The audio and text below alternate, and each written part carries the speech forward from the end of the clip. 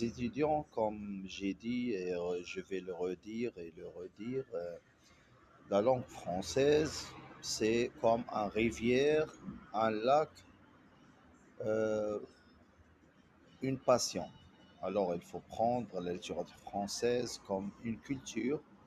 une passion, un chemin de savoir et de valoir et étudier chaque chose, comme par exemple, quand je dis par exemple, étudier le passif, l'actif dans la langue française représente toujours une divariation dans la langue, une démonstration de cette langue dans sa transformation entre l'actif et le passif. Si vous n'arrivez pas à maîtriser l'actif et le passif, alors vous n'allez pas maîtriser le discours direct, le discours indirect et aussi maîtriser les choses qui sont valorisantes dans la langue française. Si vous n'utilisez pas les modes, euh, le conditionnel présent, le futur simple, l'imparfait, le subjonctif, les temps et donner la valeur au temps et maîtriser le temps,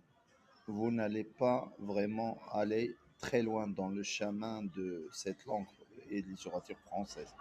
Si vous n'utilisez pas les mots et les clés des mots et les variations des mots et la famille des mots, vous n'allez pas avoir cette grandeur majestueuse de cette langue, cette fraîcheur. Si vous ne connaissez pas l'histoire des idées de la littérature française, les mouvements, les révoltes, les choses qui entourent cette littérature française, si vous n'utilisez pas les mythes, les grands mythes, vous n'utilisez pas Gaïa, vous n'utilisez pas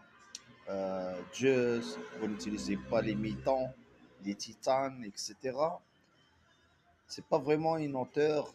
Si vous n'étudiez pas les romans, vous n'étudiez pas Balzac, vous n'étudiez pas Molière, vous n'étudiez pas cette étude profonde de la langue qui est passée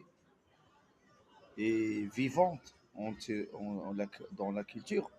vous n'utiliserez pas cette grandeur de la langue française. Alors, vous serez toujours des professeurs, entre parenthèses, qui passent dans la littérature française sans savoir le jardin